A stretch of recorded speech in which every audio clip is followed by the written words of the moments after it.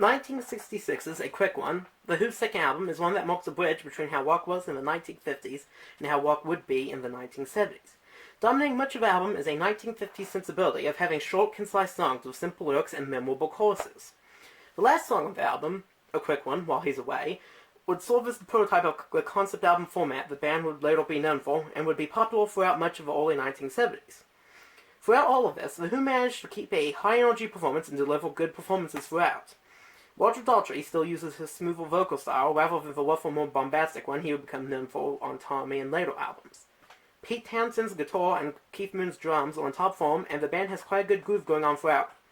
While his bass playing feels somewhat downplayed here, this album also serves as a sort of showcase for John Entwistle's songwriting skills, as some of his most notable compositions, Boris the Spider and Whiskey Man, are featured here. This copy of the album that I'm reviewing features the original UK track listing. In America, this album was retitled to Happy Jack and featured that song in a slightly different track listing. But this is a review of the original United Kingdom track listing, the album as it was meant to be heard by the band. 111 is a pretty decent song to open the album on. The lyrics are simple but effective tell of a woman who is running from her bad luck.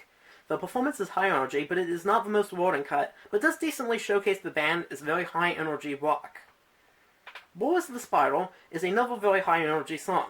The lyrics tell the story of a spider and feels almost like a dark fairy tale, something that is very refreshing.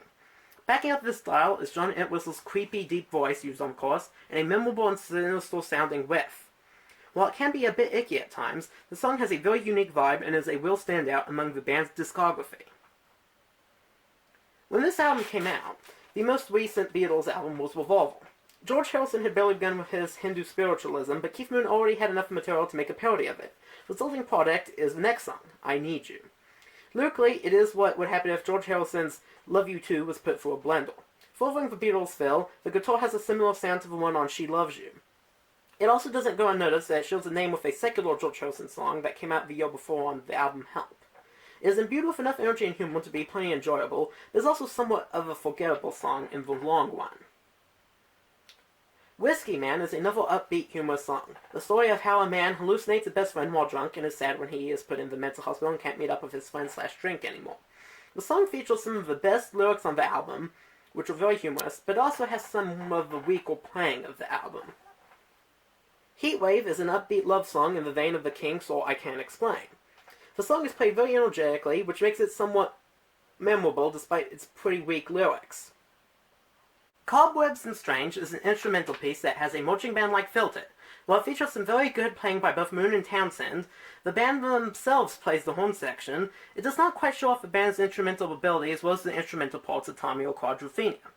The most notable thing about this is that it's the closest Keith Moon ever got to having his own big drum showcase song in the vein of Led Zeppelin's Moby Dick. Don't Look Away is played with a high energy and very plain tone. I like to imagine it as a portable series of songs with this album So Sad About Us as well as I Can't Reach You from The Who Sell Out. It's a great track and very well delivered. I could just as easily do without the abrupt and out-of-place scatting at the beginning of See My Way. Its lyrics, uncommonly written by Roger Daltrey this time, are about how two people in a relationship have failed to see eye to eye, and the narrator is glad to break up, but is also waiting for the day his girlfriend comes back and understands him. It's less abstract than I Can't Reach You, which is honestly to See My Way's detriment. The song is a bit too direct. It's another song in the same vein as the last one, exciting and concise without much to say, but that doesn't really bring it down. It is a very good track. So Sad About Us starts something like on par with the last two songs, simple lyrics with very high energy. What really makes this song better than the rest, though, is not only are Townsend and Moon in top form, but Daltrey delivers perhaps the best vocal performance on the album. On this song, everything comes together perfectly for the band. All the instruments and all the vocals are in top form, and the lyrics are simple yet most effective. A Quick One, While He's Away, has not yet reached its most polished form yet.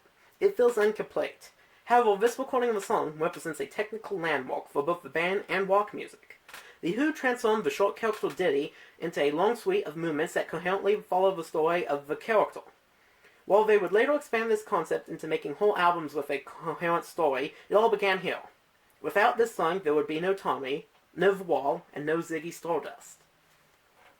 Later live versions, such as the one on the Rolling Stones' Rock and Roll Circus, would improve this song quite a bit. The lyrics have received minor improvements, and the singing is much more passionate, and the finale is more impactful. The transitions between sections feel more natural than they do on this album, such as the later trimming of the opening part of We Have a Remedy. Also, some of the slack has been cut out of the song, such as the ending part of Ivor the Engine Driver. Overall, the studio version of the song is a little bit slower and feels like a softer and mellower version of the song. On its own, it still works very well lyrically, and the instrumentation is quite innovative in several parts, especially how the drums were able to imitate a locomotive letting off steam. Overall, it is a very good song to end the album on, as it highlights the Who at their core. Energetic and varied instrumentation meets the root of concept artwork. Before I go on to the final ranking, I want to look at the sleeve of this album. As you can see, this is a 1980 Japanese pressing. It is missing the obi, which is the band that goes across the side. It originally had a red one on this left side, but otherwise it's in pretty good shape. I kind of like the style. It's very colorful but very vintage-looking illustration of the band, and they're all pretty recognizable here. I think it looks very, very good, and it really stands out, especially with the black background. On the back, we have a picture of the band, which says The Who on their faces. The American version of this album, the original one, had a slightly different back cover that had, I think, an ad for their first album, but I don't currently have that to show you. You can see in the corner it says what the price would be in yen, and it also says something about Japan there. Also in here, it also features a lyric sheet.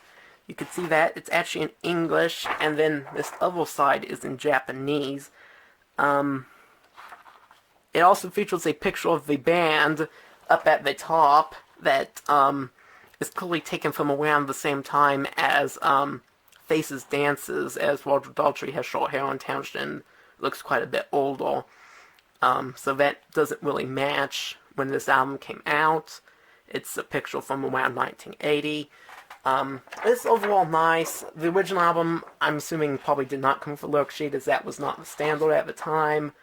But it is nice having it, even if there are some typos and stuff on here. But yeah, it's pretty good. So, here are my final rankings for this album. 111, 7 out of 10. Boris the Spider, 9 out of 10. I Need You, 7 out of 10. Whiskey Man, 8 out of 10. Heatwave, 7 out of 10. Cobwebs and Strange, 6 out of 10. Don't Look Away, 9 out of 10. See My Way, 7 out of 10. So Sad About Us, 9 out of 10. A Quick One While He's Away, 9 out of 10. And overall, I give the album a 9 out of 10, and my top 3 recommended songs from it are So Sad About Us, A Quick One While He's Away, and Don't Look Away. Also, an honorable mention goes to Boris the Spider. If you want to see more album reviews like this, comment below and be sure to like and subscribe to my channel. I will see you in the next video.